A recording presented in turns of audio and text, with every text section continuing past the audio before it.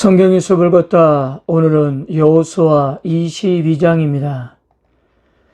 이스라엘 백성들이 요단강을 건넌 후 가나안 정복을 위해 숨가쁘게 달려왔습니다. 여호수아 22장은 명확하게 가나안 정복이 시작된 이후 얼마의 시간이 지난지에 대해서는 언급하지 않지만 상당히 많은 시간이 흐른 것은 확실해 보입니다. 땅 분배의 대사역을 성공적으로 마친 여호수아는 요단강 동쪽 지파들의 군사들을 모아놓고 그들의 공로를 취하했습니다. 요단강 동쪽에 이미 기업을 받았던 루벤 지파, 갓 지파, 므낫세 반 지파들은 나머지 지파들이 요단강 서쪽 가나안 땅을 정복하는데 그동안 선봉에 서서 싸워왔었습니다. 민수기 32장 29절에서 모세가 이렇게 말했습니다. 모세가 그들에게 이르되 갓 자손과 루벤 자손이 만일 각각 무장하고 너희와 함께 요단을 건너가서 여호와 앞에서 싸워서 그 땅에 너희 앞에 항복하기에 이르면 길앗 땅을 그들의 소유로 줄 것이니라. 그리고 여기에 그들도 약속했었습니다. 민수기 32장 32절입니다. 우리가 무장하고 여호와 앞에서 가나안 땅에 건너가서 요단 이쪽을 우리가 소유할 기업이 되게 하리이다.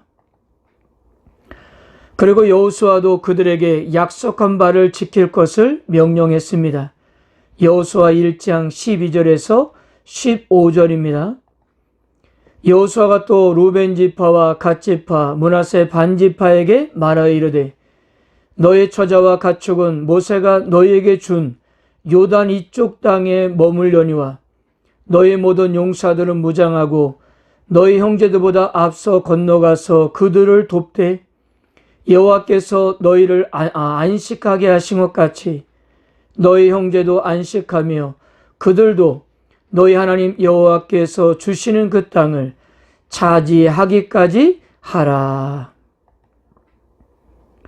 그리고 여기에 루벤 지파와 갓 지파, 므낫세 반 지파들도 철저히 순종하겠다고 했고 요단강 서쪽 가나안 땅이 완전히 정복되기까지 그들은 선봉에 서서 마지막까지 최선을 다했던 것입니다. 여호수아도 바로 이 점을 높이 인정했습니다. 2절에서 3절입니다. 그들에게 이르되 여호와의 종 모세가 너에게 명령한 것을 너희가 다 지키며 또 내가 너에게 명령한 모든 일에 너희가 내 말에 순종하여 오늘까지 날이 오래도록 너희가 너희 형제를 떠나지 아니하고 오직 너희 하나님 여호와께서 명령하신 그 책임을 지키도다. 지금까지 하나님을 향한 그들의 일편단심으로 충성을 해왔다는 것이었습니다. 그래서 여호수아는 이들이 지금까지 하나님에 대한 일편단심으로 충성한 것처럼 앞으로도 하나님께서 모세를 통해 주신 율법에 순종하며 살 것을 당부했습니다. 5절입니다. 오직 여호와의 종 모세가 너에게 명령한 명령과 율법을 반드시 행하여 너희 하나님 여호와를 사랑하고 그의 모든 길을 행하며 그의 계명을 지켜 그에게 친근히 하고 너의 마음을 다하며 성품을 다하여 그를 섬길지니라 하고 열심을 내서 온 마음과 온 정성을 다하여 행동으로 옮겨야 할 5가지 지침은요. 첫째, 하나님을 사랑하라입니다. 둘째, 주께서 지시하는 길을 따르라. 셋째, 하나님의 명령을 지키라. 넷째, 주를 가까이 하라. 다섯째, 하나님을 섬기라 였습니다. 이 권고의 말씀은 하나님께서 여호수아 1장에서 여호수아 자신에게 당부했던 말씀이었고요. 또한 오래전에 모세가 이스라엘에게 주었던 쉐마의 일부분이었습니다. 그러므로 이 권면의 말씀은 시간과 장소를 초월해서 어느 때에 어느 곳에 살든 상관없이 모든 주의 백성들이 마음에 새기고 노력해야 한다는 것이었던 거예요. 사랑하는 성도 여러분, 우리의 삶 역시 모든 영역이 하나님의 주권 아래 있어야 하며 온 마음과 온 정성을 다해 그분을 섬겨야 함을 믿으시길 바랍니다. 그런데 문제는 이렇게 여호수아로부터 권면과 큰 축복을 받고 자기 땅으로 돌아가던 루벤 지파와 갓 지파, 므낫세 반 지파의 약 4만 명의 사람들이 요단강 동쪽에 자신들이 거할 땅으로 가던 도중에 나머지 지파들이 오해할 수 있는 일을 이렇게 했던 거예요. 10절입니다. 루벤 자손과 므낫세 반 지파가 가나안 땅 요단 언덕가에 이르자 거기서 요단가에 제단을 쌓았는데 보기에 큰 제단이었더라. 자, 우리가 여기서 주의해서 보아야 될 것은요, 두 지파 반이 엄청나게 큰 제단을 쌓았던 곳은 요단강을 건너가서 자신들의 영토인 요단강 동쪽에 쌓았던 것이 아니었어요. 요단강을 건너가기 전, 즉 요단강 서쪽에 큰 제단을 쌓아놓고 자신들의 고향으로 돌아가게 된 것입니다. 11절도 보세요. 이스라엘 자손이 들은즉 이르기를 루벤 자손과 갓 자손과 므낫세 반 지파가 가나안 땅의 맨 앞쪽 요단 언덕과 이스라엘 자손에게 속한 쪽에 제단을 쌓았다 하는지라. 여기서 말하는 이스라엘 자손은 두 지파 반을 제외한 나머지 지파들을 일컫는 말입니다. 그들이 가는 도중에 요단강 서쪽에 큰 제단을 쌓아놓고 간 거예요. 여기에 대부분 학자들은 이곳이 길갈이었을 것으로 그렇게 추정하고 있습니다. 이와 같은 행동들은 나머지 이스라엘 지파들에게 오해를 불러일으켰습니다. 왜냐하면 신명기 12장 13절에서 14절을 보세요. 너는 삼가서 내게 보이는 아무 곳에서나 번제를 드리지 말고 오직 너의 한 지파 중에 여호와께서 택하실 그곳에서 번제를 드리고 또 내가 내게 명령한 모든 것을 거기서 행할지니라. 앞으로 이스라엘 백성들은 하나님을 예배하기 위해서는 오로지 하나님께서 정하신 한 장소에서만 드려야 했습니다. 그래서 당시 성막이 있었던 실로에서만 하나님을 예배할 수가 있었습니다. 다시 말하면 제사를 드릴 수 있는 유일한 장소는 오직 실로뿐이었습니다. 그런데 두 지파 반이 고향으로 돌아가면서 그것도 요단강 서편 경계선에 큰 제단을 쌓아놓고 가게 된 것입니다. 이것을 일반적으로 해석하면 심각한 도발 행위였고 하나님을 배반하는 그런 행위였던 것입니다. 처음에 나머지 지파 사람들은 두 지파 반과 전쟁을 하기 위해서 모였지만 일단 대제사장 엘르아살의 아들인 비느하스와 각 지파의 지도자 10명이 찾아가서 부올의 사건과 아간의 사건을 떠올리면서 여호와 하나님께 거역하지 말 것을 강력하게 말했던 것입니다. 여기에 두 지파 반은 적극적으로 자신들의 결백을 해명했습니다. 22절을 보면 전능하신 자 하나님 여호와, 전능하신 자 하나님 여호와께서 아시나니. 이들은 하나님의 세 가지 이름을 두 차례씩 반복하면서 자신들의 결백을 강조했던 겁니다. 즉 하나님의 이름을 걸고 자신들의 행동은 그런 것이 아니었다는 거였습니다. 그렇다면 왜 요단강 동쪽의 두 지파 반은 이 제단을 세웠던 것일까요? 이들의 말을 정리하면 이렇습니다. 이것은 바로 훗날 자기 후손들을 위한 기념비였던 것입니다.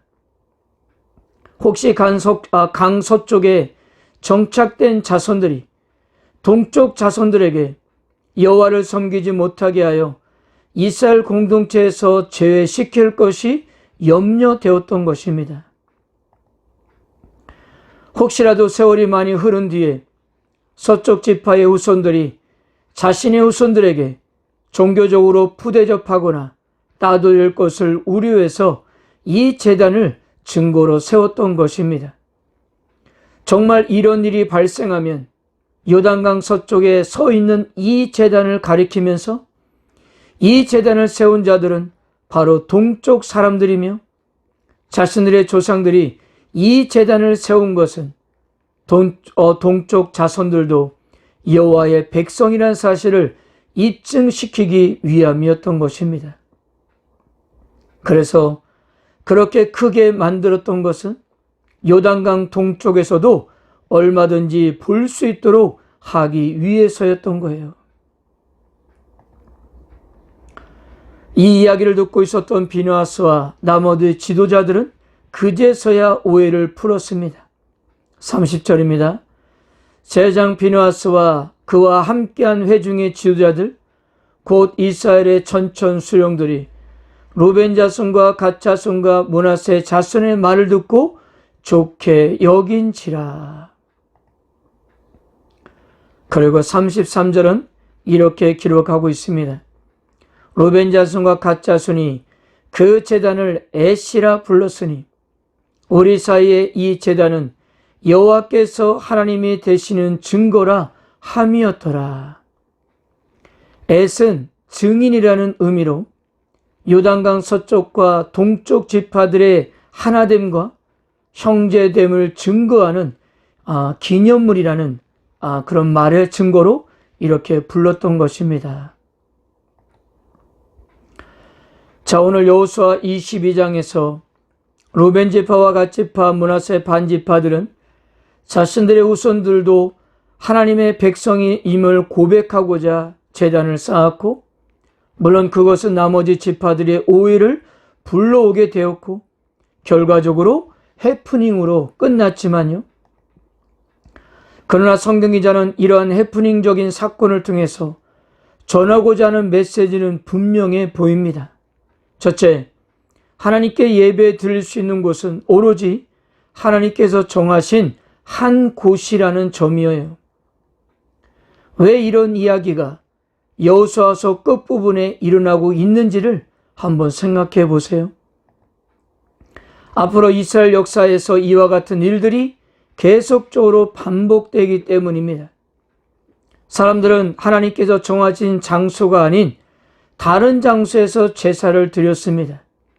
이것이 결과적으로 우상 숭배로 이어져서 이스라엘 백성들이 하나님을 떠나게 하는 계기가 되었던 것입니다. 둘째, 하나님을 예배하는 공동체는 지역에 의해 정의되는 것이 아니었다는 거예요. 요단강 동쪽에 살든 요단강 서쪽에 살든 이들은 주의 백성으로서 한 공동체를 형성하고 있었습니다. 이들을 하나로 묶는 것은 하나님에 대한 믿음과 충성이었던 것입니다. 셋째, 이 이야기는 믿음의 공동체가 어떻게 문제를 해결해 가야 하는지에 대한 본보기를 제시하고 있다는 거예요. 처음 서쪽 지파들은 자초지종을 모르는 상태에서 극단적으로 결론을 내리고 전쟁을 준비했었습니다. 다행히 사절단을 보내서 오해를 풀 수가 있었어요. 서로가 대화하면서 이들은 문제를 해결할 수 있었던 것입니다. 사랑하는 성도 여러분, 우리가 살면서 여러 가지 갈등상에 놓일 수 있습니다. 내가 의도하지 않았던 말과 행동으로 상대방이 오해를 할 때가 있고, 상대방이 의도하지 않은 말과 행동으로 내가 오해를 할 때가 있을 수 있습니다. 그러므로 우리가 먼저 해야 할 일은 그 오해에 대해서 충분하게 대화를 나누는 것이 중요합니다. 나의 입장과 상대방의 입장을 듣다 보면 어느 정도 오해를 풀 수가 있기 때문이에요. 그러나 충분한 대화 해명에도 여전히 오해와 갈등이 잘 풀리지 않을 수도 있을 거예요. 그래서 두 번째로 우리가 해야 할 것은 우리 믿는 성도들은 날마다 하나님의 도우심을 간구해야 한다는 사실입니다. 모든 것에 하나님의 은혜로 함께 해달라고 그렇게 기도하는 거예요. 오늘 하루도 여러 가지 사항에 놓이게 될 것입니다. 특히 갈등과 오해 사항에서 오늘 여호수아 22장의 모습을 꼭 기억하십시오. 아무리 조심하고 노력해도 언제든지 실수할 수 있는 우리들이기 때문에 겸손하게 하나님의 도우심을 간구하면서 살아가는 하루가 되시기를 바랍니다. 아멘.